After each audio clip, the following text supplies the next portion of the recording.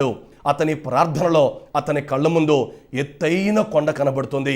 ఏదో ఒక నాటికి ఆ కొండ ఎక్కాలన్న గొప్ప దర్శనంతో, గొప్ప గురితో, గొప్ప లక్ష్యంతో అతను ప్రార్థన చేస్తున్నట్టుగా బైబిల్లో చూస్తున్నాం. బ్రతిములాడుతూ చెప్తున్నాను, నాయనా నీ ప్రార్థనలో నా ప్రార్థనలో మరొక ప్రాముఖ్యమైన సంగతి ఏంటంటే మనం ఒక గురి కలిగి ప్రార్థన చేయాలి, లక్ష్యాన్ని కలిగి ప్రార్థన చేయాలి, ఓ దర్శనం కలిగి ప్రార్థన చేయాలి, ఓ ఉన్నతమైన ఆశీర్వాదం కోసం మనం ప్రార్థన చేయటం, అది పొందుకోవటం మన జీవితానికి దీవెనకరమని మరొకసారి మీకు ప్రభు పేరట ప్రేమతో మనవి చేస్తున్నాను.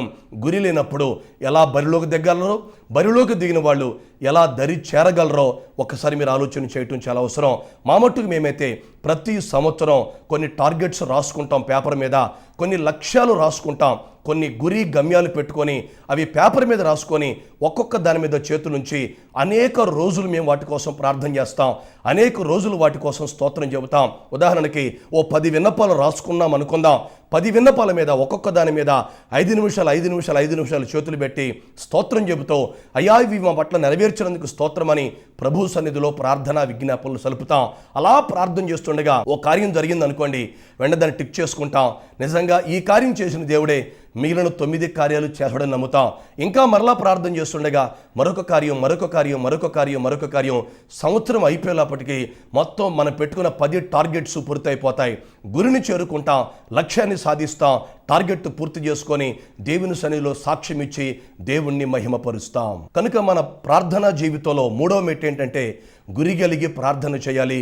దావీదు గొర్రెల కాపరిగా ఉన్నప్పుడే అతని గురి ఏమిటంటే మహారాజుగా ఉండాలి, విజయోత్సవంతో ఊరేగించబడాలి, ఉన్నతమైన స్థానంలో ఉండాలని అతను ప్రార్థనలో గురి కలిగి దేవుని దగ్గర మొరపెట్టాడు. కాబట్టి ఏ ఊరిలో గొర్రెలు కాచాడో అదే ఊరిలో అతను మహారాజుగా మార్చబడినట్టుగా చరిత్ర మనకు సాక్ష్యం ఇస్తుంది. సామాన్యమైనటువంటి గొర్రెల కాపరి సింహాన్ని చీల్చేసినట్టుగా, ఎలుగుబంటిని చంపేసినట్టుగా, గొలియాతుని హతమార్చినట్టుగా వీరోచితమైన కార్యాలు దావీదు జీవితంలో చేసినట్టుగా మనం చూస్తాం. కారణం ఒక గురి కలిగి ప్రార్థన చేయటమే. బ్రతిమలాడుతూ చెప్తున్నాను, నా ప్రియమైన సహోదరి, నా ప్రియమైన సహోదరులారా, మీరు కూడా మీ యొక్క వ్యక్తిగత ప్రార్థనలో ఓ గురి కలిగి ప్రార్థన చేయండి, ఓ లక్ష్యం కలిగి ప్రార్థన చేయండి, ఓ దర్శనం కలిగి ప్రార్థన చేయండి. అలాను ప్రార్థన చేస్తూ అది పొందుకొని నా ప్రభు నా పట్ల గొప్ప కార్యం చేయడని సాక్ష్యం చెప్పుకొని దేవుణ్ణి మహిమపరచడం నీ పట్ల నా పట్ల దేవుని చిత్తమని గుర్తించమని మరొకసారి మీకు ప్రభు పేరట ప్రేమతో మనవి చేస్తూ ఉన్నాను. 1 వ్యక్తిగత ప్రార్థనా జీవితాన్ని కలిగి ఉన్నాడు. 2వది లోపాలు, తప్పిదాలు, పొరపాట్లు ఒప్పుకున్నాడు.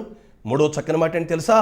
ఒక ఉన్నతమైన గురి కలిగి ప్రార్థన చేసినట్టుగా, తిరిగి అది పొందుకున్నట్టుగా, సజీవ సాక్షిగా జ్యోతిగా ప్రకాశించినట్టుగా బైబిల్లో మనం చూస్తున్నాం. కనుక మీరు కూడా ఒక గురి కలిగి ప్రార్థన చేయండి, అద్భుతాలు పొందండి.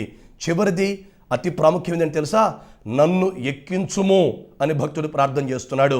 గొలియాతును చంపానయ్యా, సింహాన్ని చీల్చేశాను నాయన, అలాగే ఎలుగుబంటిని కూడా హతమార్చాను నాయన, కనుక నేను ఖచ్చితంగా ఎక్కగలను అని అహంకారాన్ని ప్రదర్శించలేదు, కానీ నన్ను ఎక్కించుము అంటున్నాడంటే అర్థం ఏంటంటే దేవుని మీద పరిపూర్ణంగా ఆనుకుంటున్నాడు, దేవుని మీద పరిపూర్ణంగా ఆధారపడుతున్నాడు, దేవుని మాత్రమే దిక్కుగా చేసుకొని ఆయన సహాయాన్ని వేడుకుంటూ దేవా నన్ను ఎక్కించు అని పరిపూర్ణంగా దేవుని మీద ఆధారపడుతున్నట్టుగా బైబిల్లో మనం చూస్తున్నాం. మరలా మీ జ్ఞాపకం చేస్తున్నాను, అయినా ఏ కార్యం నువ్వు పొందాలన్నా, ఏ దీవెన నీకు రావాలన్నా, ఏ అద్భుతాన్ని పొందాలన్నా ప్రతి చిన్నదానికి పెద్దదానికి కూడా దేవుని మీద ఆధారపడటం నేర్చుకో, దేవుని మీద ఆనుకోవటం నేర్చుకో, దేవుని పాదాలు పట్టుకోవటం నేర్చుకో, దేవుణ్ణి దిక్కుగా చేసుకుని దేవా నన్ను ఉన్నతమైన ఆశీర్వాదానికి ఎక్కించు, నన్ను ఉన్నతమైన ఆత్మీయ అనుభవానికి ఎక్కించు, ఉన్నతమైన ఆర్థిక సమృద్ధికి ఎక్కించు, ఉన్నతమైనటువంటి ఆరోగ్యానికి ఎక్కించు, ఉన్నతమైనటువంటి దీవెనలకి నన్ను ఎక్కించు అని నిజంగా దేవుని మీద ఆనుకొని ప్రార్థన చేస్తే, దేవుని మీద ఆధారపడి ప్రార్థన చేస్తే, దేవుని పాదాలు పట్టుకొని ప్రార్థన చేస్తే గొప్ప కార్యాలు చూస్తామని చెప్పడంలో ఏమాత్రం సందేహం లేదు. చాలామంది చేస్తున్న పొరపాటు ఏమిటంటే దేవుని మీద ఆధారపడి ప్రార్థన చేయలేకపోవటం వల్ల 2 ఏళ్ళు ప్రార్థన చేసినా, 20 ఏళ్ళు ప్రార్థన చేసినా వారి జీవితంలో ఏ కార్యాన్ని పొందలేకపోతున్నారు. గత 16 సంవత్సరాలుగా నా సేవా జీవితంలో, గత 20 సంవత్సరాలుగా నా వ్యక్తిగత అనుభవాల్లో ప్రతి చిన్నదానికి పెద్దదానికి కూడా దేవుని మీద ఆధారపడి దేవుని దిక్కుగా చేసుకొని దేవుని పాదాలు పట్టుకొని నన్ను ఎక్కించు ప్రభు అని ప్రార్థన చేస్తుండగా ఒక్కో మెట్టు దేవుడు పైకెక్కించడం నేను గమనిస్తూ వచ్చాను. కనుక నువ్వు కూడా దీవించబడాలని కోరుకుంటున్నావా? అద్భుతాలు పొందాలని కోరుకుంటున్నావా? ఆశీర్వాదాలు రావాలని కోరుకుంటున్నావా? విజయోత్సవంతో ఊరేగించబడాలని కోరుకుంటున్నావా? విశేషమైన కార్యాలు పొందుకోవాలని ఆశిస్తున్నావా? ఇప్పుడే దేవుని మీద ఆధారపడు, ఇప్పుడే దేవుని మీద ఆనుకో, ఇప్పుడే దేవుని పాదాలు పట్టుకొని దేవా నువ్వు తప్ప నాకు వేరే దిక్కు లేదు బాబు అని చెప్పి నిజంగా నువ్వు ప్రార్థన చేస్తే అద్భుతాలు చూస్తావు, మహత్కార్యాలు చూస్తావు, ఎత్తైన కొండపై ఎక్కుతావు, విశేషమైన దీవెనలు పొందుతావని చెప్పడంలో ఏమాత్రం సందేహం లేదు. భూతి గ్రంథాల నుంచి దావీదు దేవునికి ఎలా మొర్ర పెట్టాడంటే, ఒకటి నేను అన్నాడు. నేను అనే మాట వ్యక్తిగత ప్రార్థనా జీవితాన్ని సూచిస్తుంది.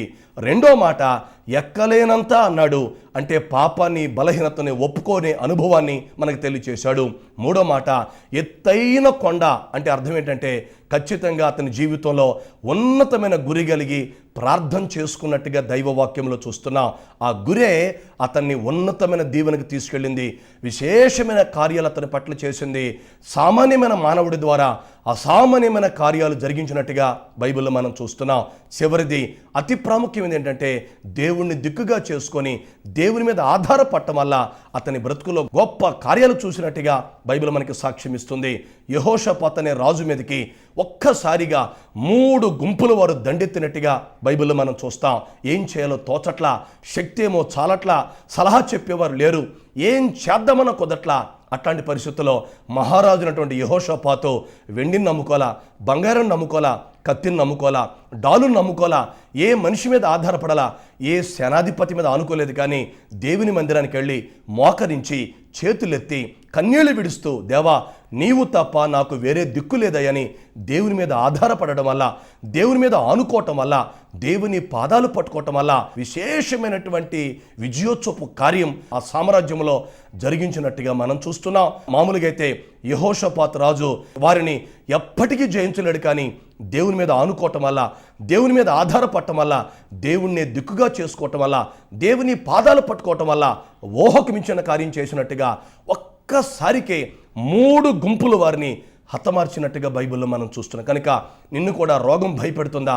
దాన్ని హతమార్చాలంటే, అప్పులు భయపెడుతున్నాయా? దాన్ని హతమార్చాలంటే, సమస్యలు భయపెడుతున్నాయా?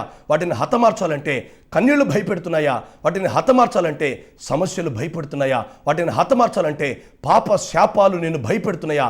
వాటిని హతమార్చాలంటే, నీ మీదకి దండెత్తి వస్తున్న శత్రువుని హతమార్చాలంటే ఖచ్చితంగా దేవుని మీద ఆనుకోమని మరొక్కసారి మీ ప్రభు పేరట ప్రేమతో మనవి చేస్తున్నాను. దేవా నేను నీ మీద ఆనుకుంటున్నానయ్యా, నా పట్ల కార్యం చేయమని ఇప్పుడే నువ్వు మోకరించగలిగితే, ఇప్పుడే ప్రార్థన చేయగలిగితే, ఇప్పుడే ప్రభు పాదాలు పట్టుకోగలిగితే, ఇప్పుడే కన్నీరు విడవగలిగితే ఈ క్షణమందే నీకు కూడా దైవ సహాయం దిగిరాబోతుంది.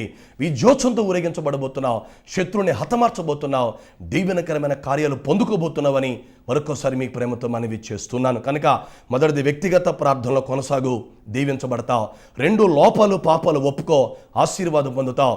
3వ చక్కని మాట గురి కలిగి ప్రార్థన చేయి, ఖచ్చితంగా లక్ష్యాన్ని చేరుకుంటావు.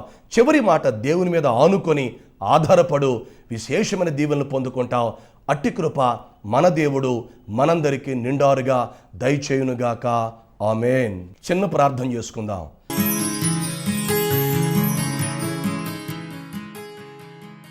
మమ్మల్ని మిక్కిలిగా ప్రేమిస్తున్న మా ప్రియ పరలోకపు తండ్రి, మీ పవిత్రమైన శ్రేష్టమైన నామాన్ని బట్టి మరొకసారి స్తోత్రం నాయనా. మా జీవితాల్లో ప్రార్థన అనుభవం ఎలా ఉండాలో మీరు మాకు తెలియచేశారు, మీకే స్తోత్రం నాయనా. వ్యక్తిగత ప్రార్థన, లోపాలు ఒప్పుకునే ప్రార్థన, గురి కలిగి ప్రార్థన, మీ మీద ఆనుకొని చేసే ప్రార్థన నాకు మాకు నేర్పించమని ప్రార్థన చేస్తుండగా విశేషమైన దీవెనలు, మరి విశేషమైన కార్యాలు మా పట్ల జరిపించమని వేడుకుంటున్నాను. ఎంతమంది మాటలు విన్నారో వారందరి హృదయాల్లో ఈ వాక్కులను ఫలింపజేసి దీవించి మీరు మాత్రమే పరిపూర్ణంగా మహిమ ఘనత ప్రభావాలు పొందమని యేసు నామములో ప్రార్థిస్తున్నాను తండ్రి. ఆమేన్. మన తండ్రి అయిన దేవుని ప్రేమ, ప్రభువైన యేసుక్రీస్తు వారి కృప, పరిశుద్ధాత్మ దేవుని అన్యోన్య సహవాసము, సమాధానము, సకలాశీర్వాదాలు మనందరికీ సదా తోడై ఉండి నడిపించి గెలిపించి దీవించి కాపాడునుగాక. ఆమేన్, ఆమేన్, ఆమేన్.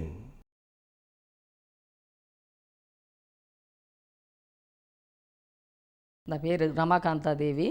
నేను హిందూ కుటుంబంలో నుంచి వచ్చిన దాన్ని. నాకు ఇదివరకు విగ్రహారాధన అంతా మా కుటుంబం అంతా. నాకు దేవుడి వాక్యం కొంతమంది దగ్గర విన్నాక పెద్దాన్ని అయ్యే వరకు కూడా చాలా కాలం నుంచి నేను ప్రభు ప్రార్థనలోనే ఉండేదాన్ని. జంక్షన్ రవి స్టాలిన్ గారు నూజివేట్లో ప్రార్థన పెట్టారు లీలా టీచర్ గారి ఇంట్లో. అక్కడ నుంచి నేను రోడ్డు ఎమ్మటి వెళ్తా ఆ ప్రార్థన విన్నాను రవి గారిది. చాలా బాగుందని రవి గారి ప్రార్థన చేసి ఇక్కడ మండపానికి వచ్చి ఆయన ప్రార్థన విన్న కాడ నుంచి చాలా మంచిగా ఉందనుకున్నాము. అనుకుని ఆయన ప్రార్థనకే వచ్చేదాన్ని. ఆయనకి కొంచెం గుడి లేనందుకు కొంచెం ఇబ్బందులు కలుగుతున్నందుకు నేను జాగా ఇచ్చి మండపం కూడా కట్టుకున్నారు. ఇప్పుడు చాలా ఘనమైన ప్రార్థనలు నూజివేట్లో జరుగుతున్నాయి. ఆయన ప్రార్థనలో చాలా దీవెన ఆశీర్వాదాలు ఉన్నాయి. నా కుటుంబంలో కూడా ఆయన ప్రార్థనకు వచ్చాక చాలా మంచి జరుగుతున్నది. చాలా కుటుంబ దీవెనలు ఆశీర్వాదాలు జరుగుతున్నాయి. మా కుటుంబానికి చాలా ఆశీర్వాదంగా ఉన్నాము. ఆయన ప్రార్థనకు అందరూ వచ్చి దీవెనలు పొందండి.